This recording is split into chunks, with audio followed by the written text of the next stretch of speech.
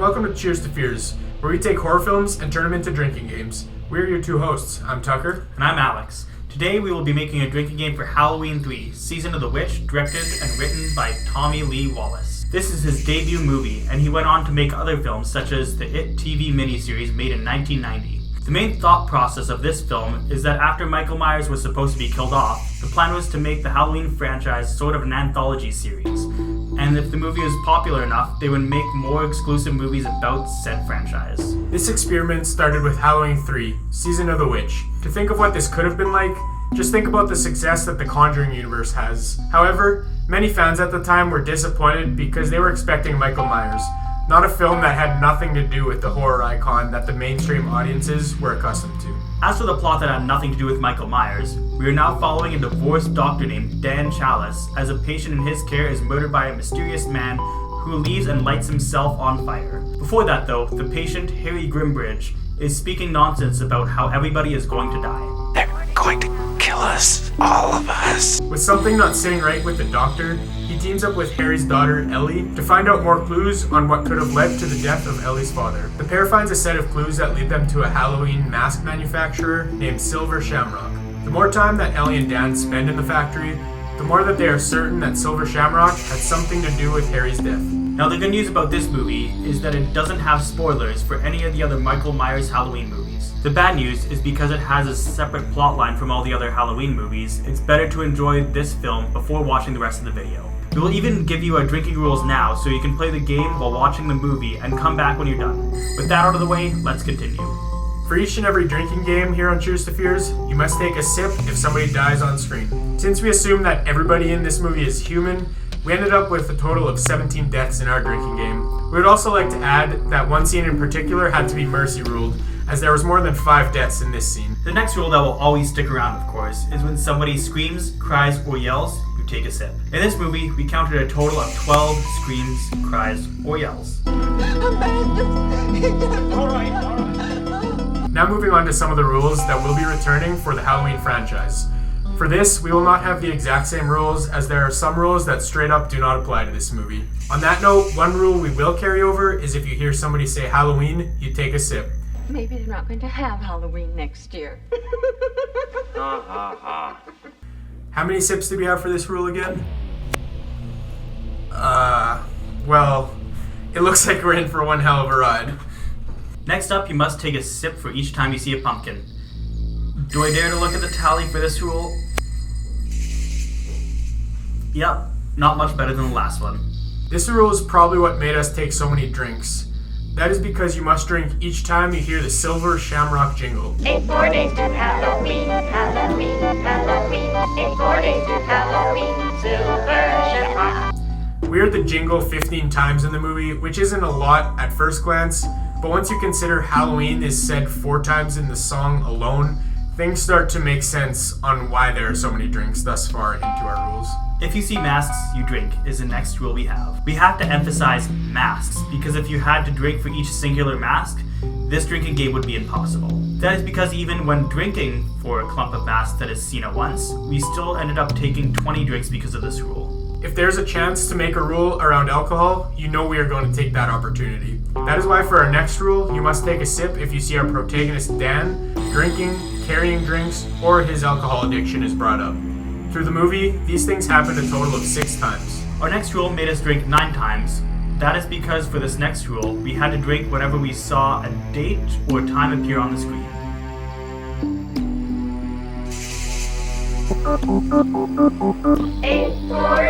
The second to last rule today is that you must drink when you see bugs on screen. This rule will attempt to help even the pace of the movie since there is only 2 drinks for this rule.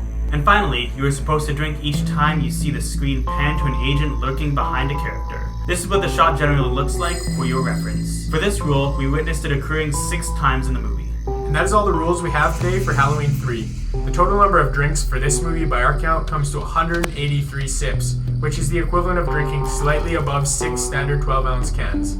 That number is based off of our 30 sip per can scale, and makes Halloween 3 one of our hardest, if not the hardest, drinking games so far on Cheers to Fears. So the worst part for this drinking game is we originally had another rule for it, which is whenever you see a shamrock, But that got cut pretty quickly, as it was another 66 drinks that got mercy ruled so much that it was just a common occurrence at this point. Yeah, if we added that in, this drinking game would basically be unplayable. The movie is an hour and a half long. If we added that in, that would have been 8 total drinks in the movie, which it's a little ridiculous, and we would never expect anybody to do that. If you do, you're making a trip to the hospital probably. Yeah, so try not to play with that rule. I mean, you can honestly play this drinking game with just pumpkins, Halloween, and Shamrock alone. Oh yeah. And you get probably the same results. Yeah. So I guess continuing on, whenever you heard the Shamrock jingle, there was a series of events that ended up leading to probably like a good 6 or 7 drinks.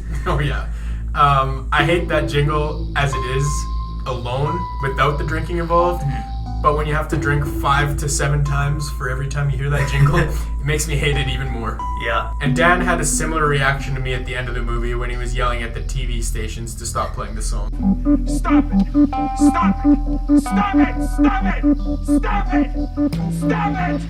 Stop it! So there was still quite a few deaths, but that was clearly shattered by many of the other rules. And on the same topic, screams, cries, and yells were very few this time around. I think it was 12 total. Yeah, and most of those came from the end of the movie. Yeah, a lot of, like, I think a third were from, like, the last, I'd say, like, 7 minutes. Yeah. And honestly, a lot of those screams or yells are kind of hard to catch. Like, they're pretty quiet. Yeah. But it's still obviously a scream. I don't know, just keep an eye out for those ones. Yeah. So I guess the main focus for the discussion is we kind of have to talk about the movie as a whole in comparison to the Halloween franchise. Yeah. Even though it's not really a Halloween movie. Yeah, like, the initial reception was people just hated it, right? Because it didn't involve Michael Myers, and I could get that point of view because they were expecting a Michael Myers movie. He's in the first 2. It's like we said in our first episode, Laurie and Michael Myers are the 2 key elements for Halloween movies. Exactly. And it didn't have either of those for this movie. So it was like taking away 2 vital pieces from the Halloween franchise, especially at this point. So most people didn't like it. Yeah. One example that I know of that we should mention is that there was a novelization of the movie that happened to be a bestseller. To put things into perspective, it was so good that they had to, I think, reissue it anyways. Yeah. That goes to show that the movie wasn't necessarily bad for 1982 standard. And that just goes to show that people were really expecting, as you said, Michael Myers and Laurie Strode to be in the movie. Yeah. Or even Loomis, for that matter. Yeah, Loomis isn't in it either. In saying all that, I do believe that the concept for this movie is pretty solid. I like the idea of this mask manufacturer making masks and trying to sell them around Halloween, which makes perfect sense, especially to kids, trying to, you know, brainwash these kids in a sense and ultimately just kill them. And I really did like that concept overall. I just feel like we said, it kind of just bombed because it didn't have Michael Myers. Yeah. And honestly, I feel like this could have been a lot more successful if they didn't call it Halloween 3. Because that's just asking people to think that it's a sequel to the last one, which with that title anybody would assume that. When it wasn't a sequel at all, it was completely new take. And they still could have it set at Halloween or something. We mentioned it in the first episode that there was Havoc in Haddonfield, and I feel like if they would have just named it that and had it set in Haddonfield, that would have been enough to tie it into the franchise, yet still do a completely new movie. But it wasn't set in Haddonfield in this movie, so obviously that wouldn't fly. But Yeah, I feel like that'd be a much better concept, especially with John Carpenter and Debra Hill kind of at the helm leading the charge with it. I feel like it would have succeeded a lot better had they just did a franchise and everything actually worked, especially think of the Conjuring universe nowadays. Yeah. It definitely had so much potential, but I feel like it was just squandered. And the main reason, I wouldn't even say I blame like the whole it being named Halloween. Everything was also done through the whole slasher craze. Right. So like you got all these new movies coming up, such as Texas Chainsaw Massacre, Black Christmas, Friday the 13th, which really blew everything out of the water. You could really debate that Friday the 13th was the movie that got the ball rolling, even though Halloween was the one that kind of started everything. Yeah, I'd say Halloween, the original one, got the ball rolling, but Friday the 13th just like hit it out of the park. And then everyone was just copying Friday the 13th structure and format. So I guess the weakest part of the movie, in my opinion, is the overall plot line with Stonehenge and turning people to make bugs or whatever.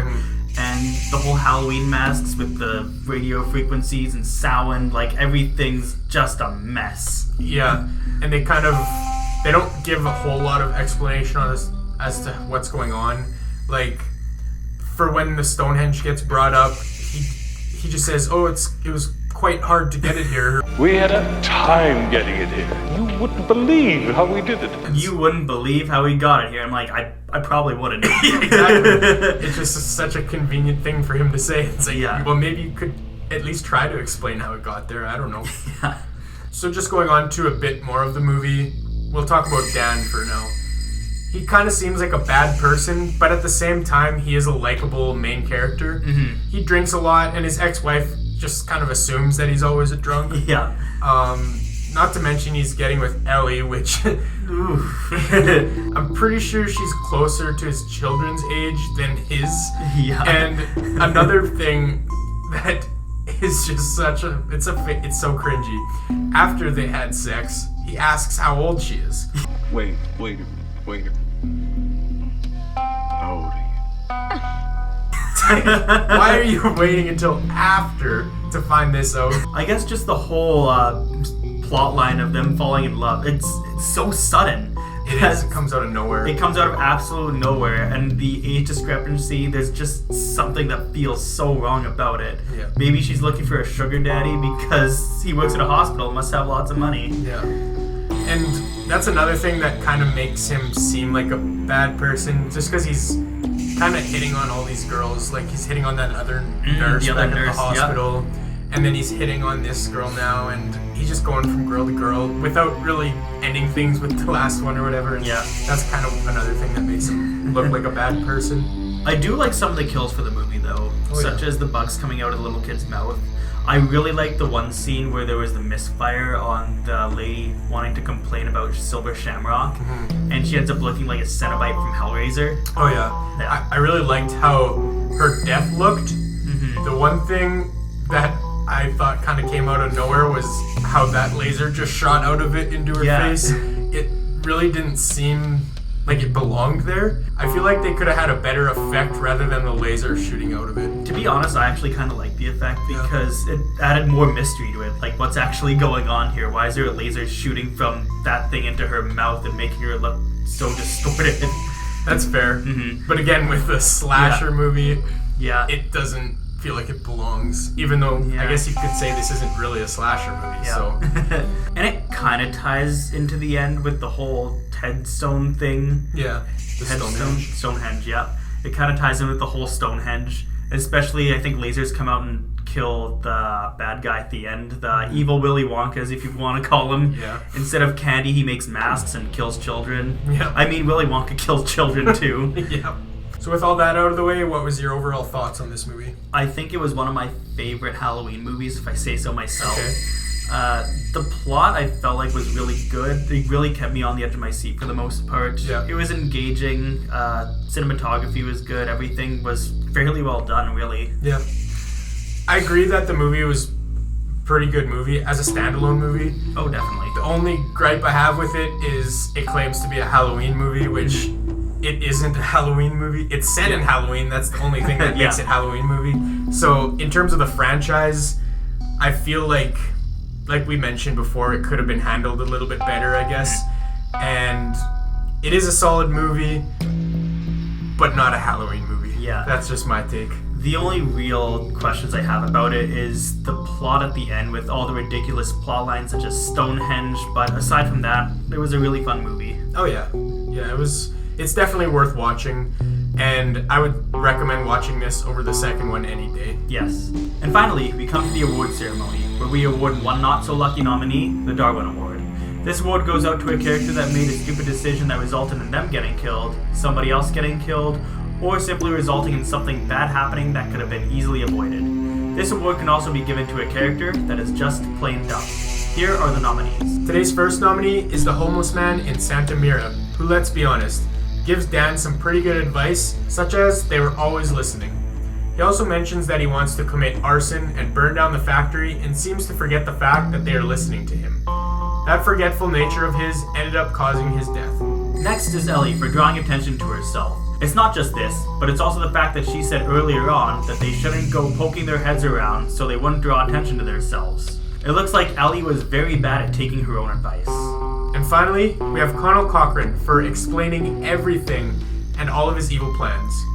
If you tell somebody your evil plans, the hero will likely try to find a way to stop it, and you just gave your greatest enemy advice on how to do that. I do not understand why evil masterminds always have a bad habit of doing this. And the winner is Colonel Cochrane for telling the person trying to stop his evil plan his evil plan. Stupid plays like this is not only a good reason on why somebody should die in a horror movie, but a good case on to why somebody should win the Darwin Award. And with all that being said, we hope you enjoyed our look into Halloween 3, Season of the Witch. If you end up playing the game alongside the movie, or if you have any feedback or suggestions, let us know in the comments below. Also let us know in the comments if you think the name Halloween 3 held the movie back at all. Make sure to like and subscribe to the channel so you don't miss the next episode where Michael Myers comes back as we make a drinking game for Halloween 4, The Return of Michael Myers. If you haven't heard, we now have a Facebook page, so feel free to give us a like on that. If you want to check out our most recent video, click on the box on the top right. Or if you want to see a playlist of all the drinking games and movies we review, click on the box below it. Thanks for tuning in, and this is us saying, cheers to fears.